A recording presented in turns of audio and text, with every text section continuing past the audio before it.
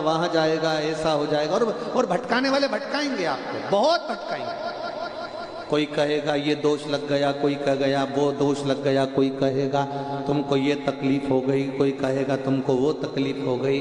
पर एक बात याद रखना, दुख मेरे राम जी को भी आया, दुख माता जानकी जी को भी आया, दुख मेरे कृष्ण को भी आया, दुख मेरी राधा रानी को भी आया, दुख रुक्मणी रानी को भी आया, दुख सत्यभामा को भी आया।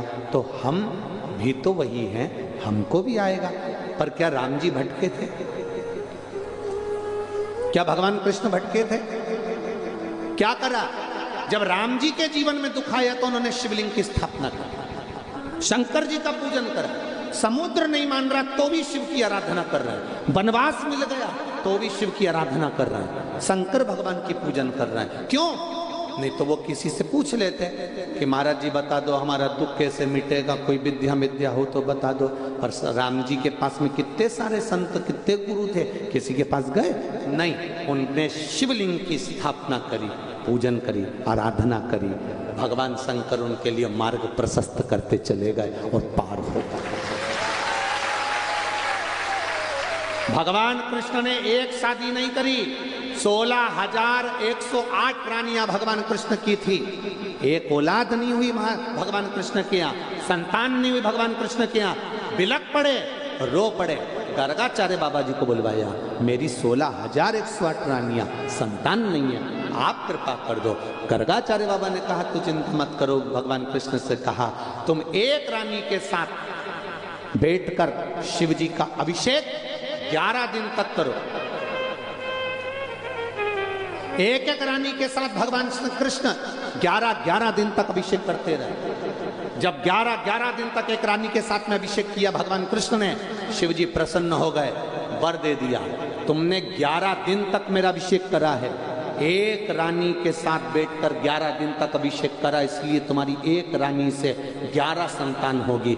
10 छोरा, 1 छोरी, 1,77,186 भगवान कृष्ण के बच्चे हुए। शिव की ये भगवान शंकर की करुणा से हुए, कृष्ण की कृपा, भगवान शिव की कृपा से। वो भटके नहीं, किसी इधर उधर जाके उन्होंने नहीं पूछा कि हमको ये दुख आ गया। तो दुख काटने का एक ही तरीका है, एक लोटा जल। अब ये पत्र में भाई ने लिखा है कि इतना झंझोड़ दिया कि लाले पड़ गए, किराया नहीं दे पाते, दुकान नहीं चलती, ताले लग गए, सब तरह से जब परेशान हो गए, तब टीवी पर शिव महापुराण की कथा एक बार चैनल बदलते बदलते सुनी। हम काशी के निवासी हैं, बाबा के धाम के हैं, शंकर हमारे हृदय में हैं, पर जो विश्वास कथा के माध्यम से जगाया वो विश्वास उस दिन जाग गया। दुख हमें आया, कोई दूसरा नहीं काटेगा।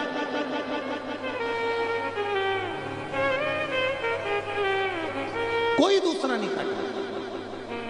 दुनिया का सबसे बड़ा अगर कोई हम कहें कि कोई विद्या में भी है, तंत्र में भी है, मंत्र में भी है, अघोर में भी है, बैठा है, तो वो मेरा शमशान में रहने वाला देवाधिदेव। कौन समझा? अब कामदेव को भेजा शिव जी की समाधि तोड़ने के लिए। देवताओं का अपना हित करना था, अपना हित जानना था। शंकर भगवान का किसी से बैर नहीं है, शिव जी का किसी से बैर नहीं है, पर वो बैर शंकर भगवान का नहीं है, पर देवताओं का बैरी है। इसलिए देवताओं ने शिव जी की समाधि को, साधना को तोड़वाना चाहा। तोड़ दो साधना।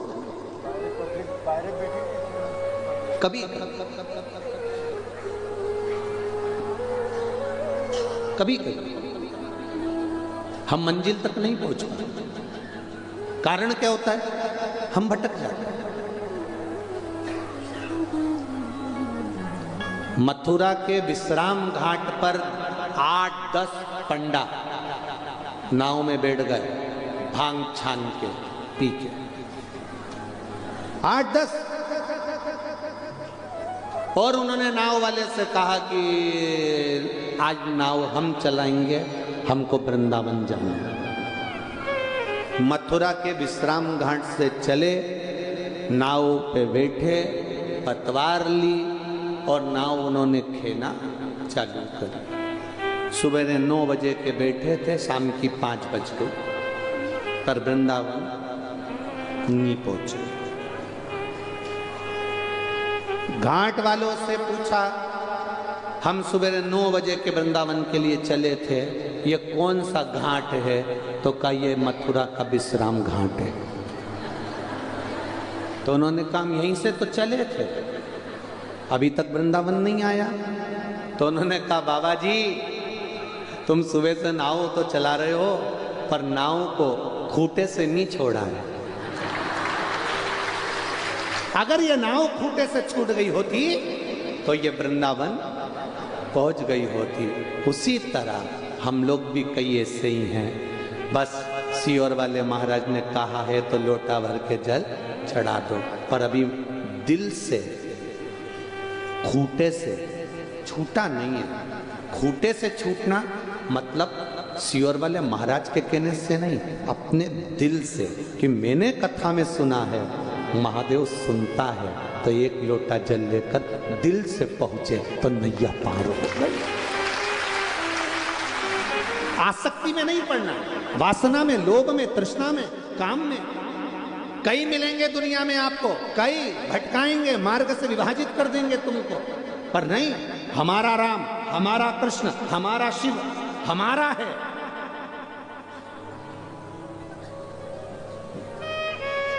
भटक रहा है संसार, भटक रहा है।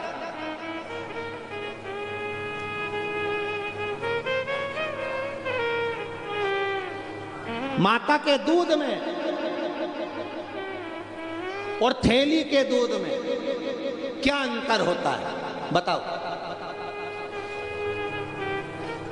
बोलो रे, जितने बैठे।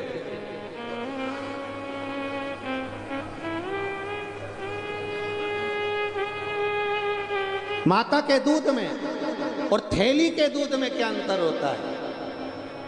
सबसे बड़ा अंतर होता है, सबसे बड़ा। माता का दूध पीने वाला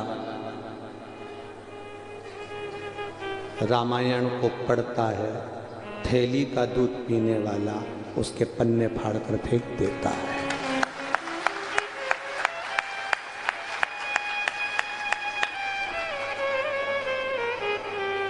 माता के दूध में और थैली के दूध में, बोतल के दूध में जमीन और आसमान का अंतर है। जो माता का दूध पीता है वो रामायण को समझता है, जो थैली और बोतल का पीता है वो कभी नहीं समझ सकता, वो नहीं समझ सकता। उसके भीतर वो तत्व चाहिए जो माँ ने अपने स्तन से दूध पिलाकर संस्कार दिया है। वो संस्कार का दूध जो पिलाया गया है माँ ने, वो संस्कार का जब दूध झलकता है तब नैनों में क्या, जिह्वा में क्या, 3.5 करोड़ रोम छिद्र में राम झलकता है जब माता का दूध इस हृदय में। पहचानो अपने उस भाव को, पहचानो अपने उस तत्व को। नाव खूंटे से नहीं छूट रही है, और आप उस नाव को खूंटे से जब छोड़ दोगे, इसको काम से, वासना से, आसक्ति से, तृष्णा से, लोभ से जब बाहर निकाल दोगे, तो यह नाव वृंदावन चली जाएगी, अयोध्या चली जाएगी, राम के पास चली जाएगी, शिव के पास, काशी चली जाएगी। ये नाव को छोड़ना पड़ेगा, ये नाव नहीं छूटेगी। हम सुबह से शाम तक खेर रहे दुकान पर बैठकर, सुबह 8 बजे से लेकर रात को 9 बजे तक तुम दुकान चलाते हो। कितना कमाते हो? किसके लिए कमा रहे हो? तुम्हारी पत्नी एक आध दिन पूछ लेना किसके लिए कमा रहे हो? पति कहेगा तेरे लिए, मकान बनाना है, गाड़ी लेना है, जमीन लेना है, जायदाद। 25-25 लाख की गाड़ी में भी घूमने वाले एक दिन 25 रुपए के लोटे में प्रयाग जाते हैं।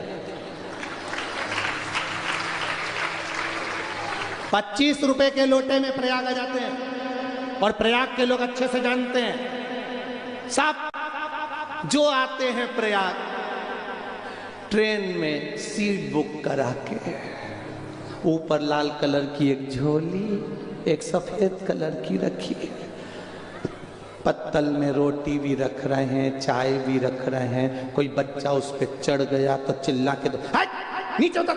उस पे मेरी अम्मा बैठी। अब वो बच्चा कह रहा है अम्मा तो नहीं दिख रही। वो लाल कलर की झोली लोटा रखा है, उसमें मेरी अम्मा है। 400 रुपए का टिकट करा, 2 टाइम खाना खिलाया, 2 टाइम चाय पिलाई, अम्मा को लोटे में लाया, थैली में लाया। एक दिन अम्मा जिंदा थी, जीते जी प्रयाग लिया था तो थैली में लाने की जरूरत ही नहीं पड़ती, लोटे में लाने की जरूरत नहीं थी। हमारी अम्मा बैठी है सीट पर, अब रो रहा है, आंसू ढा, और मतलब ही रो रहा है। एक ससुर मर गया, 4 बहुएं थी। खूब जाओ शंकर का गुणगान करो, शिव की भक्ति करो, जितना बन सकता है परमार्थ का कार्य करके अपने जीवन का आनंद पाओ। परमार्थ का कार्य वो कभी नहीं कर सकता जिसके भीतर स्वार्थ छुपा हो। जो स्वार्थ से बाहर चले जाएगा वो परमार्थ में लग जाएगा। आप स्वार्थ से बाहर गए, आप परमार्थ में लग जाओ। ये प्रयागराज की भूमि है, स्वार्थ से बाहर निकलोगे, परमार्थ का आनंद पाओगे। परमार्थ का शिव कथा कह रही, कामदेव को भेजा गया, जाओ समाधि तोड़ो। कामदेव तीक्ष्ण बाण चला रहे हैं, समाधि तोड़ने को तैयार हैं, और कामदेव का मन इसलिए क्षुब्ध है, रो रहे हैं कि मैं शिव की समाधि क्यों तोड़ूं। कोई साधना में लगा, कोई भजन में लगा, कोई कीर्तन में लगा, कोई मंत्र में लगा, तो उसकी समाधि क्यों तोड़ी, किस लिए? जो शंकर के मंदिर में लोटा भर के जल चढ़ाने जाता है, जो शिव जी के मंदिर में जाकर झाड़ू लगाता है, पोछा लगाता है, शिव मंदिर को साफ करता है, निर्माल्य उठाकर विसर्जन में रखता है, शंकर जी के मंदिर की जो सेवा करता है, उस पर अगर कोई हंसता है तो वो खुद तो बर्बाद होता है, साथ में अपनी 7 पीढ़ी को भी बर्बाद कर देगा।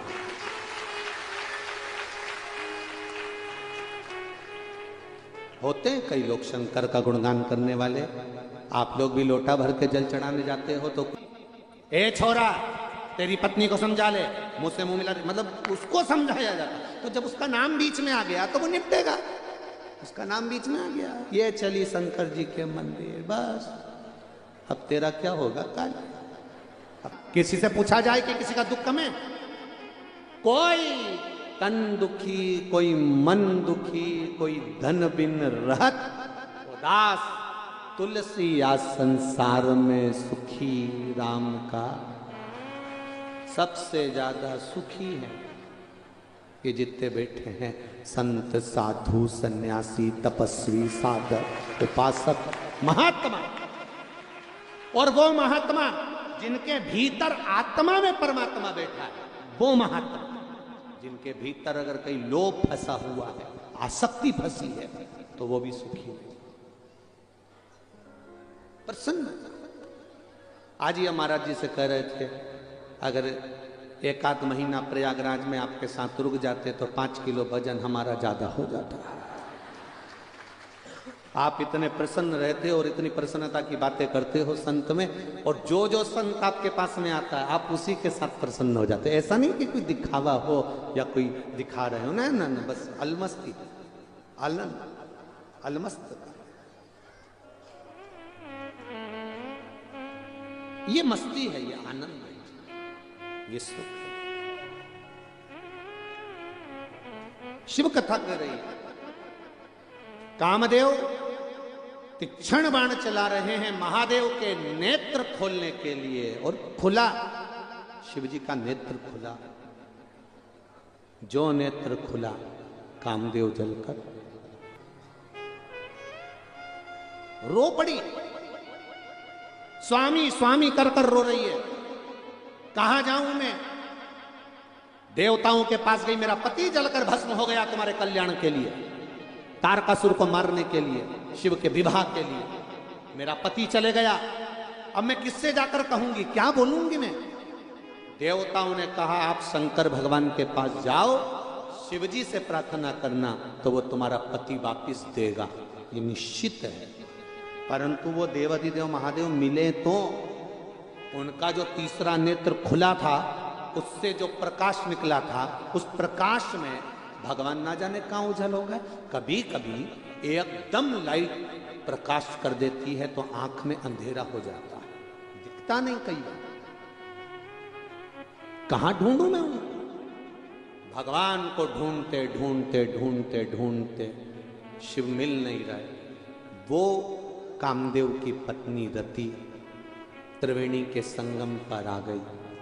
गंगा मैया से पूछ रही है, गंगा तुम शिव की जटा पर रहती हो, तुम भगवान शंकर की जटा पर रहती हो गंगा, क्या तुमने महादेव को देखा? गंगा जी मुस्कुरा के बोली, ये प्रयाग राज की भूमि है, यहाँ कोई साधारण नहीं है। ब्रह्मा जी ने भी यहाँ तप करा, साधना करी, यज्ञ करा, अनुष्ठान करा, बड़े बड़े यज्ञ यहाँ हुए हैं।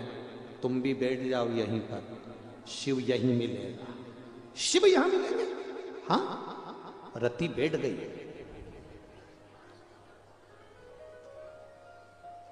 बैठ गई रति, मां गंगा और यमुना के संगम पर रति बैठी और मां रति ने जो तप करना प्रारंभ करा। अब अभी तक रति शिव को ढूंढ रही थी, अब शिव जम के बोलो रति को ढूंढ रहे। इसको भजन कहते हैं।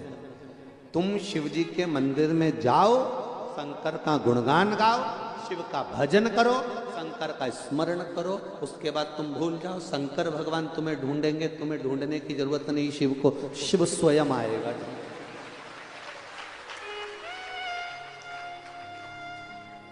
शिव स्वयं आएगा ढूंढने, आपको नहीं ढूंढना।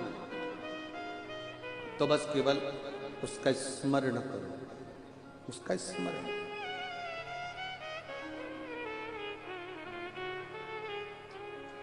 रति के पास में शिव आए, प्रकट हो गए। क्या चाहिए रति? रति कहती है मेरा पति मुझे वापस चाहिए। तुम्हारा पति वो तो भस्म हो गया जलकर, आप कृपा करोगे तो वो मिलेगा जरूर, ये मैं जानती हूं। दुनिया में कोई ऐसा काम नहीं जो मेरा महादेव नहीं कर सकता। किस्मत लिखने वाला भगवान होता है, पर किस्मत बदलने वाला भोलेनाथ होता है।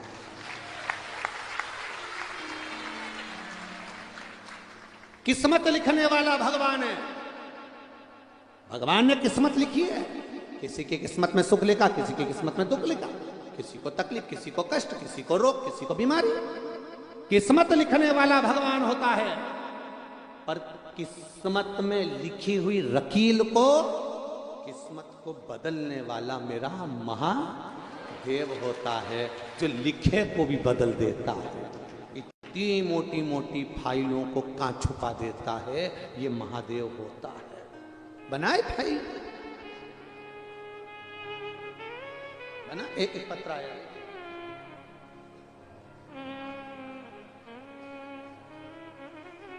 थाली में वापिस रख लेना, 2 हिस्से प्रसाद के मंदिर में छोड़ देना, 1 हिस्सा थाली में रखकर बाबा से विनय कर कर ले आना। घर के अंदर प्रवेश करते समय सीधे हाथ में, जो अपना घर का द्वार है उसके बाहर सीधे हाथ की ओर जब आप अंदर जाएं, अपना राइट हैंड सीधा हाथ वहां बैठकर घर की ओर मुख कर कर दिए को जला देना। 5 व्रत हैं, 5 सोमवार करना, 5वें